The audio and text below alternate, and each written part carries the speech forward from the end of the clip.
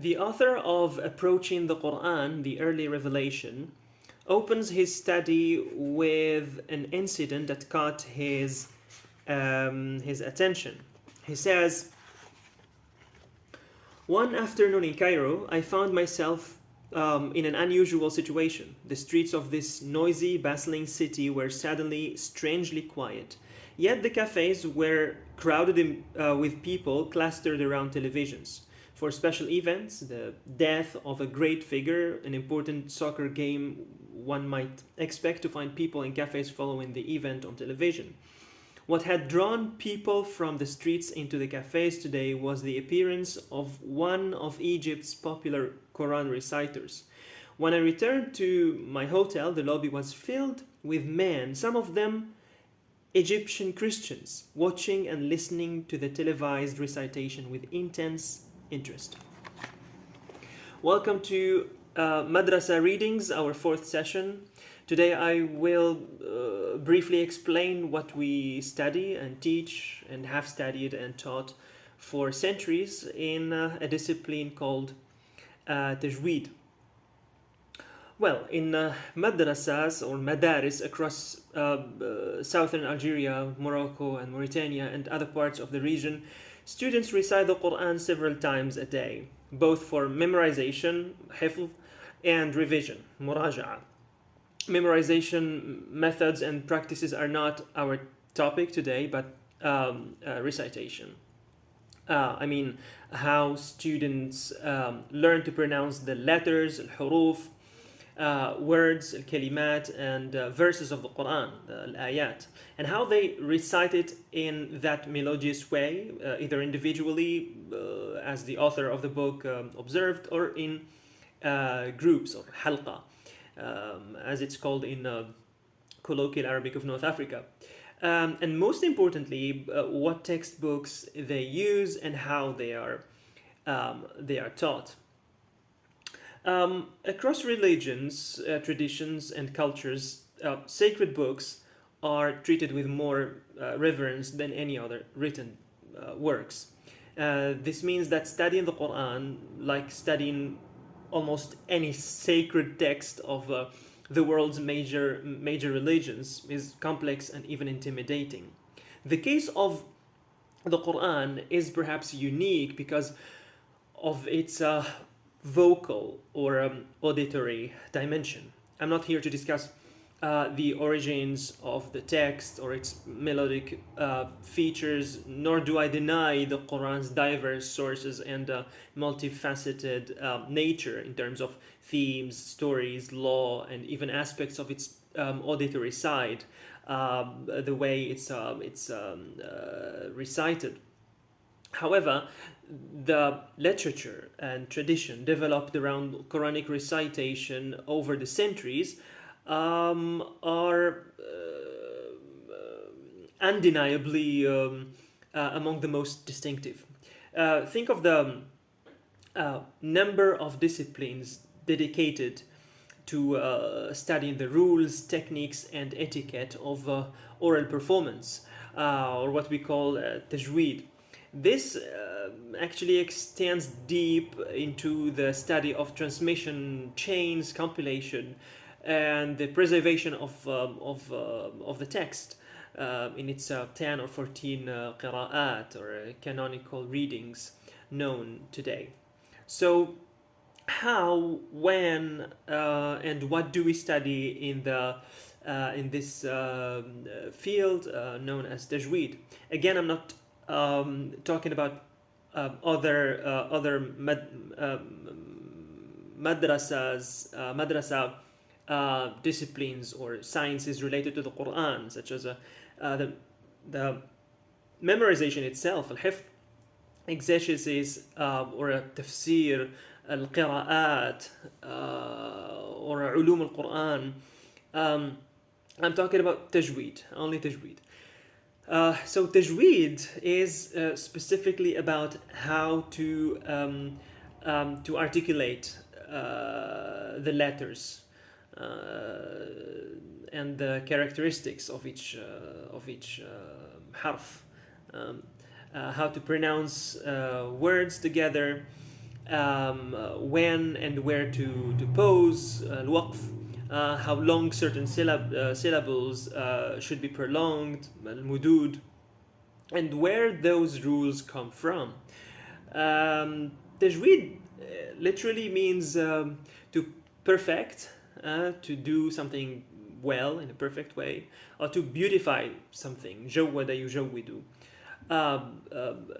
The purpose of studying Tajweed is first to recite the Quran as it was received and transmitted according to Muslim tradition and belief.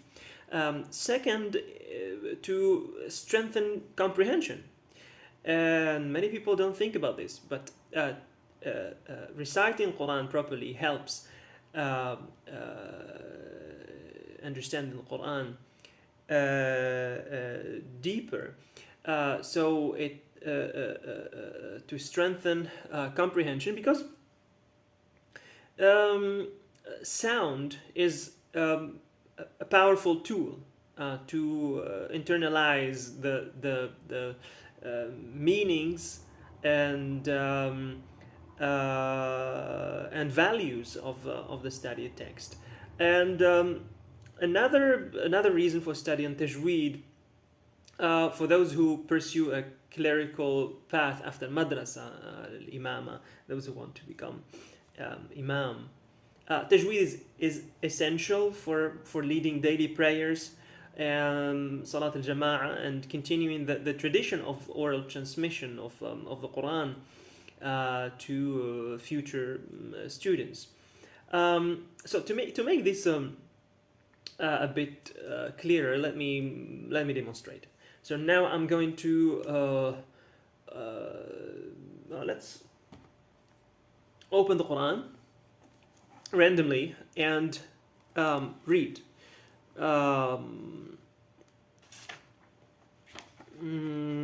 Okay. So maybe something you're familiar with. أعوذ بالله من الشيطان الرجيم بسم الله الرحمن الرحيم ألف لام ميم ذلك الكتاب لا ريب فيه هدى للمتقين الذين يؤمنون بالغيب ويقيمون الصلاة ومما رزقناهم ينفقون والذين يؤمنون بما أنزل إليك وما أنزل من قبلك وبالآخرة هم يوقنون أولئك على هدى من ربهم وأولئك هم المفلحون. What you just heard is a normal reading without applying any tajweed rules, right? Just as you would read any Arabic text. Now I'm going to perform.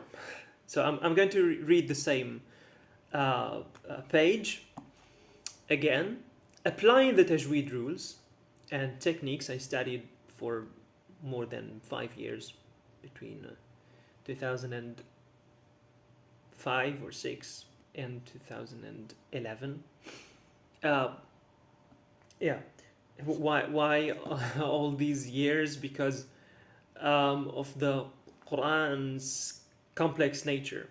It shouldn't be, Quran shouldn't be reduced to a written text, which as Christina Nelson notes in her Art of Reciting the Quran, is a Western oversight, limiting the Quran to its textual dimension. To truly grasp the Quran, or some of it, part of the Quran, one needs linguistic, historical, and theological knowledge, besides mastery of its sounds and melodies. And for believers, Muslim, a spiritual lens. Okay, that's a practice. I'll try to apply the rules of Tajweed. بسم الله الرحمن الرحيم ألف لام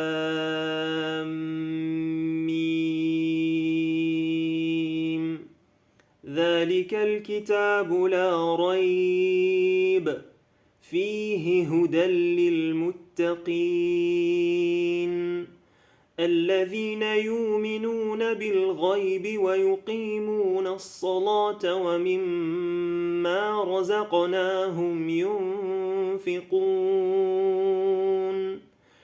والذين يؤمنون بما أنزل إليك وما أنزل من قبلك وبالآخرة هم يوقنون أولئك على هدى من ربهم وأولئك هم المفلحون. So the extended syllables you heard are neither optional nor spontaneous. They are measured, or at least I tried to keep that correct. So they are measured and have been practiced precisely this way for centuries, as detailed in numerous classical sources approved and transmitted by thousands, historically millions of reciters. So each letter has a specific articulation point, makhraj, and it has sifat or characteristics, and each technique has a name, and it can take days or even months to master proper pronunciation. This includes rules like or some of what I was producing, idgham and ikhfa, and these are basic tajweed rules, but there are also some of the advanced techniques like ishmam and rawm, like ما لك لا تمنى على يوسف أو ما لك لا تمنى على يوسف ما لك لا تمنى على يوسف. So this was that was a demonstration on how the application of tajweed rules sound and look and how it looks like. And now let's try to place or localize this discipline, al-ilm, and look at how it is taught. As you know, from an early age, sometimes as young as 3, children in some villages in the region begin memorizing short chapters of the Quran, eventually completing the entire book of around 6,000 verses by heart, literally by heart.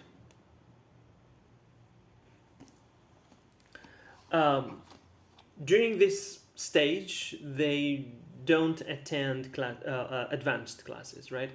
Only basic texts are taught, so they can focus entirely on memorization. Meanwhile, they are introduced to the basics of Tajwīd.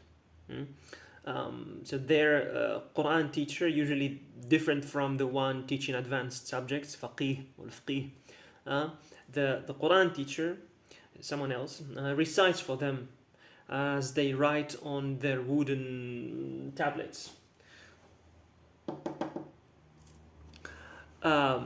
So they write on these lawh or alwah, and they hear proper recitation daily. Not only in class, by the way, not only in class, but also during congregational prayers, Salat al-Jama'ah, and the monthly silka or al-khatma, as we call it in North Africa, where the Quran is recited collectively. So it's a circle, a group of people, they recite all together. And this is practiced every day. So in this group recitation, not every tajweed rule is applied. Because people of different levels participate, and the goal of silka or khatma is revision, المراجعة, not perfection of recitation.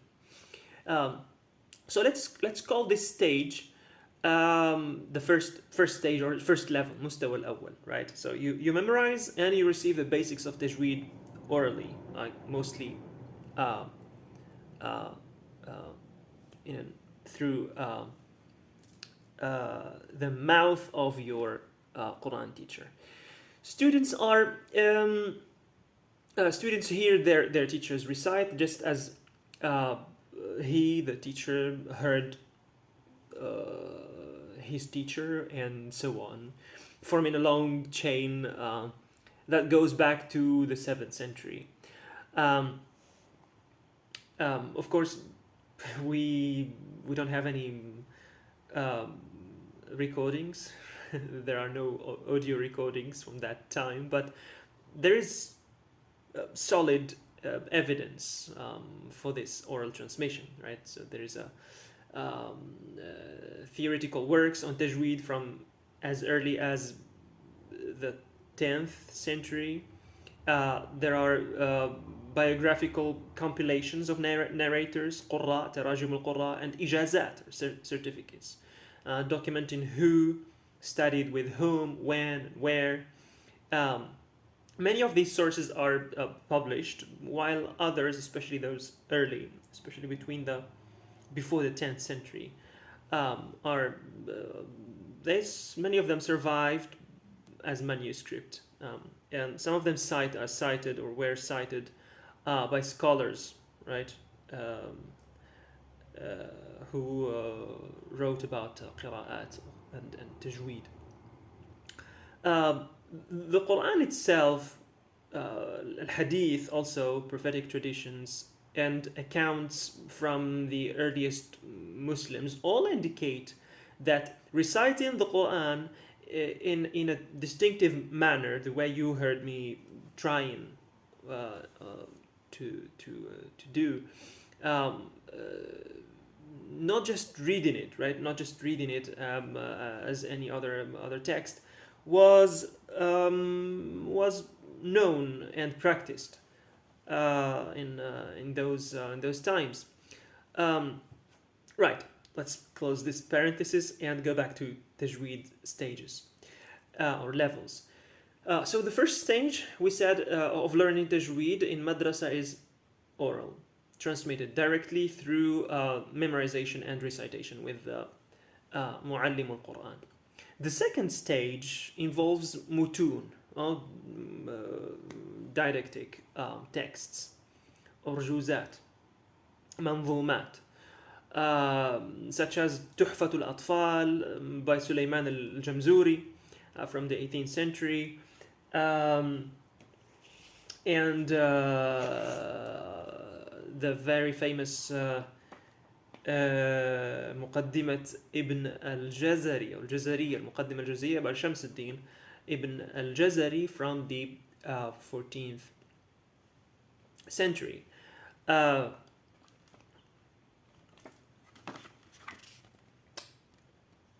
I think you can see. Yeah. This is مقدمة ابن al-Jazari. So these short poetic texts, 61 and 100 and 107 verses, respectively, are memorized and explained by al-faqih of the madrasa. Some rare madrasas also study mutun like or manzumat like الدرر اللوامع الدرر اللوامع في أصل مقرأ نافع. But advancing beyond this, الدرر اللوامع الجزرية والدرر,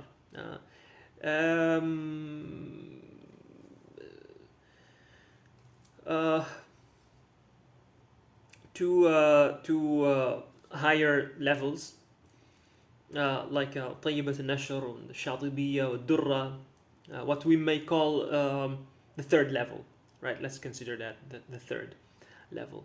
This requires studying at a specialized madrasa or of qira'at, or simply under a qualified qari, جامع القراءات, who holds ijaza in those qira'at. So most madaris teach only the first two levels of tajweed and don't delve deeply into qira'at. Level 2 and 3, let's say 3, the third level is not really common in madaris in that region. Madaris which train fuqaha. They're not madaris Qur'aniya, right?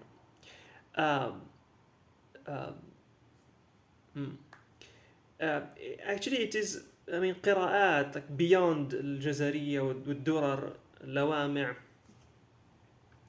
in around our madaris are considered like a highly technical field. It's focused on pronunciation variations between the different qira'at, transitions between suwar and other phonetic features. Though al-qira'at it overlaps with other disciplines like fiqh and the Arabic language like grammar. Al-qira'at is often seen as a non-essential for reaching a higher level of theological and legal scholarship, especially in our time. In fact, some even believe that toward the end of times, في آخر الزمان, there would be a widening gap between قراء and فقهاء.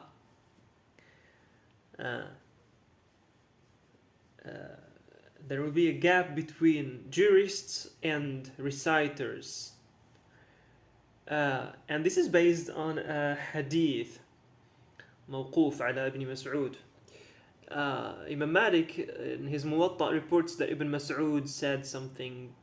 I think we've got a Muwatta here.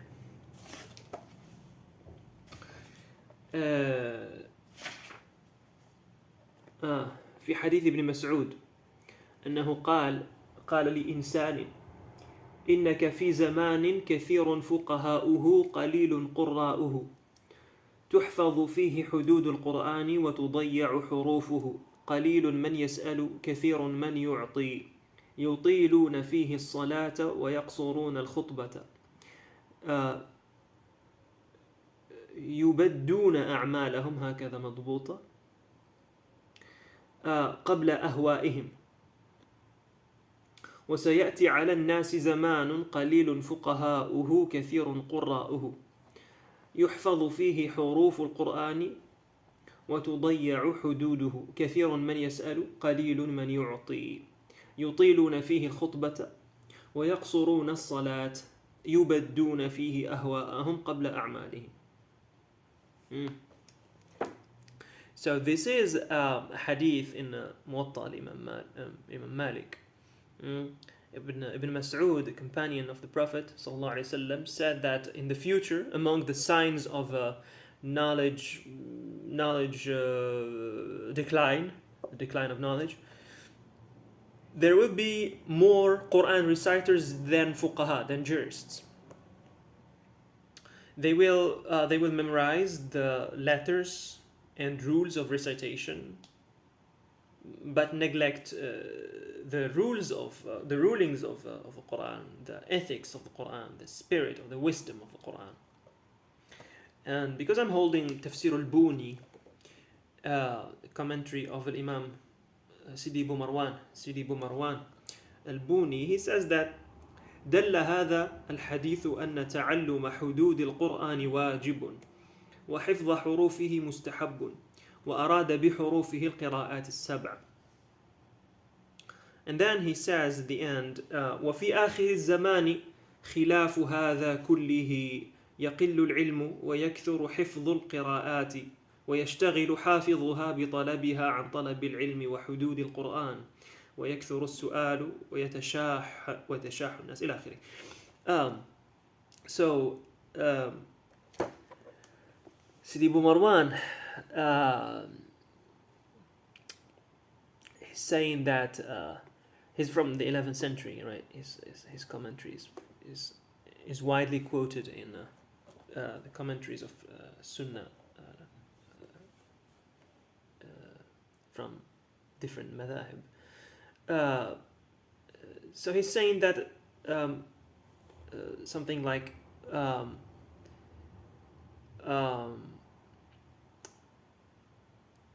that according to fuqaha, actually the majority of jurists studying qira'at is mustahab, recommended. It's not obligatory, it's not wajib.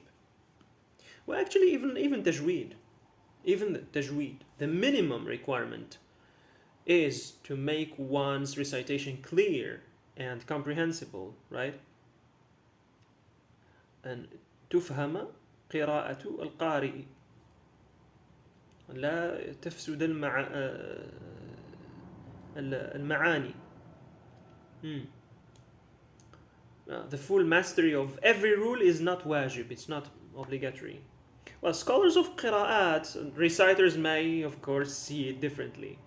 Ibn al-Jazari himself in his manzuma titled المقدمة فيما يجب على القارئ القرآن أن يعلمه فيما يجب. So for the Qur'an it is mandatory to know these rulings and practice them, or applying them when we recite the Qur'an. An introduction, مقدمة فيما يجب على قارئ القرآن أن يعلمه. An introduction to what every reciter of the Qur'an must know. And he says in some of the verses of his مقدمة إذ واجب عليهم محتم قبل الشروع أولا أن يعلموا مخارج الحروف والصفات ليلفظوا بأفصح اللغات. And then there are more famous verses from his nazm where he says والأخذ بالتجويد حتم لازم من لم يجود. In some copies it says من لم يصحح. So there are more than one edition of the book. So والأخذ بالتجويد حتم لازم من لم يجود القرآن آثم لأنه به الإله أنزل وهكذا منه إلينا وصل وهو أيضا حلية التلاوة وزينة الأداء والقراءة وهو إعطاء الحروف حقها من صفة لها ومستحقها. So once these poems are studied and explained by al-faqih,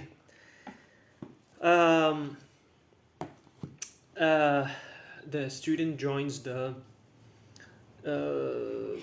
long chain of transmission, generations of reciters who received and passed down the same method all the way back to the earliest generation of Muslims. Personally, I studied Tuhfa al-Atfal and al-Jazariya with the commentary of Zakaria al-Ansari, Shaykh al-Islam Zakaria al-Ansari, and these are some of my ijaza with the chains of transmission to Zakaria al-Ansari and Ibn al-Jazari.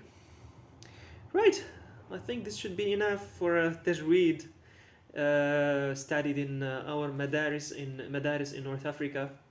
Thank you for joining this session of Madrasa readings, and see you next time with another discipline, another ilm from our North African madaris, their textbooks and their study methods.